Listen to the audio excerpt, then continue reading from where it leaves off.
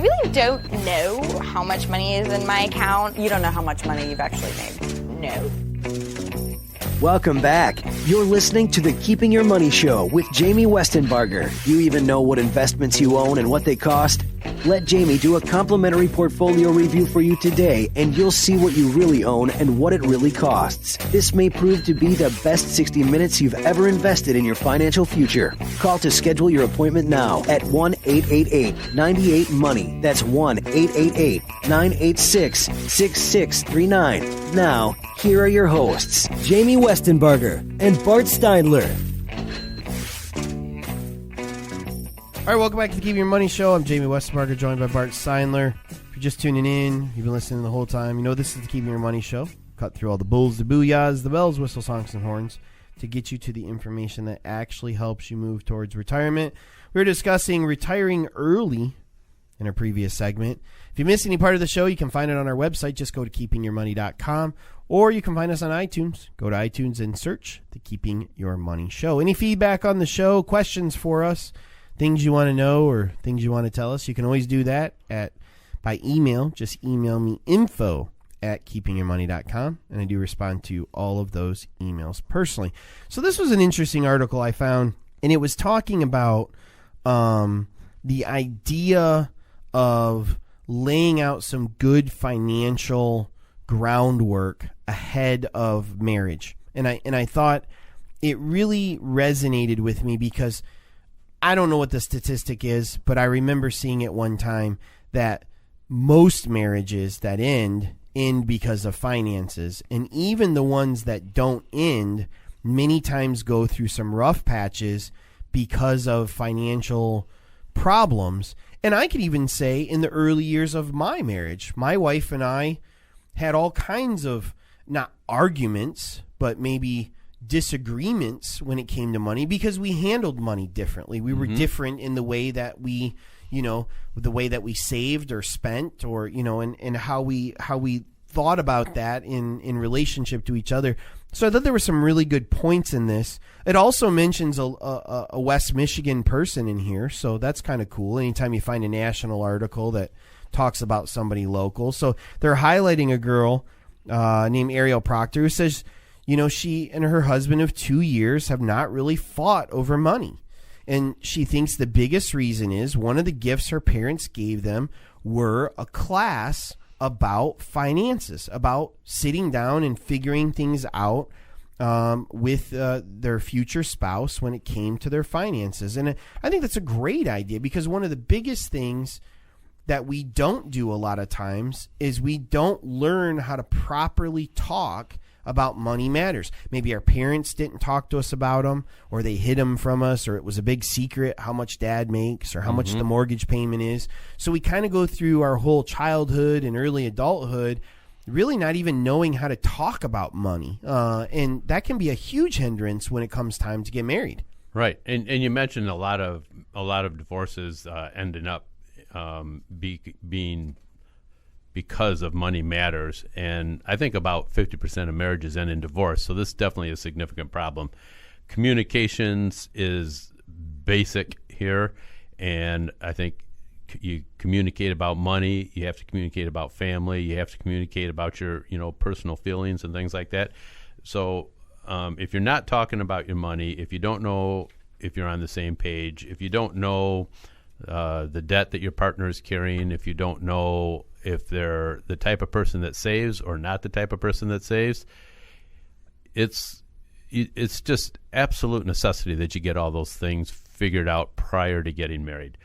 And I'll go one step further. If you're thinking of getting married and you are the type of person who is a saver, and the person you're thinking of getting married to is the type of person that is always out of money until their next paycheck comes, there should be a giant red flag going up. And this is something that you got to figure out prior to getting married. Well, and you've got to figure it out realizing that neither person is probably going to change inherently the way they are.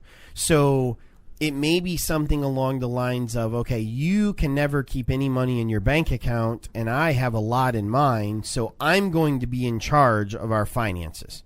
And you're going to get an allowance or, something of that nature. Right. Because the problem is that's the type of thing that can cause a lot of resentment in a relationship. And so you can have a situation where one person feels they should have a lot more money saved than they do, and the other person feels like they're always being told they can't spend anything.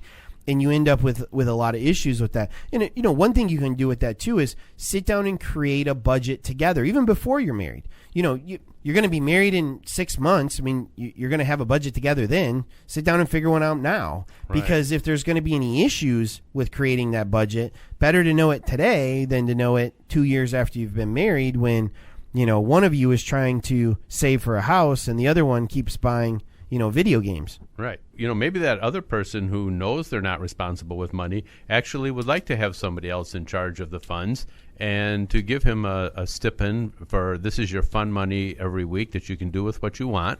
And then the rest of it goes to the household bills and to saving for retirement. And fun money accounts are, in my opinion, one of the smartest things that couples can do. If you're always asking your spouse to use the debit card for $20, or if you really like to buy cappuccinos every day, it's going to cause tension. It just will. It's just going to. And if it doesn't cause tension, it's probably even worse because it probably means you're both spending too much money. Right. So just create individual accounts. A little bit of every paycheck can go into that individual account, and then each person is welcome to do whatever they would like with that money, outside of anything that's illegal, obviously. But I mean, you can do what you want. You don't need to ask permission. It just creates so much more harmony in a relationship when you look at it. I know a couple that did that with sports betting. Oh yeah. So the guy in the family liked to bet on sports all the time. So they set up that as part of the budget, and here's how much money that can be bet on sports this year. And once that's gone, it's gone until next year, and that's just part of the budget. Another thing you need to do is embrace your spouse's or your future spouse's debt. Understand it. Know what it is. Realize the day you get married, it might as well be yours, and figure out a plan to get rid of it. Whether it's student loan, credit card, cars, whatever. The minute you get married, you're going to own it too, because you're going to be paying bills jointly. So you've got to sit down and figure out how it is you're going to tackle that. Don't hide debt from your future spouse. No. And don't ignore it or act like it's the other person's problem, because once you get married, it's not. And then the last thing they list on here, Bart, which I think is really important, is really understand the family background and attitudes towards finances and money. It's going to give you a much clearer picture of what your future spouse is probably looking at when it comes to that stuff, because that's how they were raised. Right. So, I mean, if your future mother-in-law likes to use the charge card a lot, you're going to want to know about that ahead of time, because it probably will reflect similar attitudes or, things with your future spouse. I mean, you mentioned sports betting. If you know your future father-in-law is a big sports bettor, it's possible his son might be too.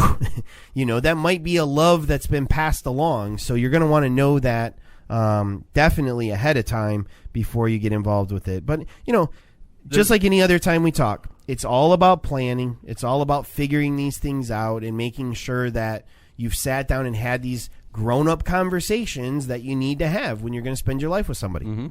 And sometimes an advisor can be a good person to act as a person to bounce these ideas off of.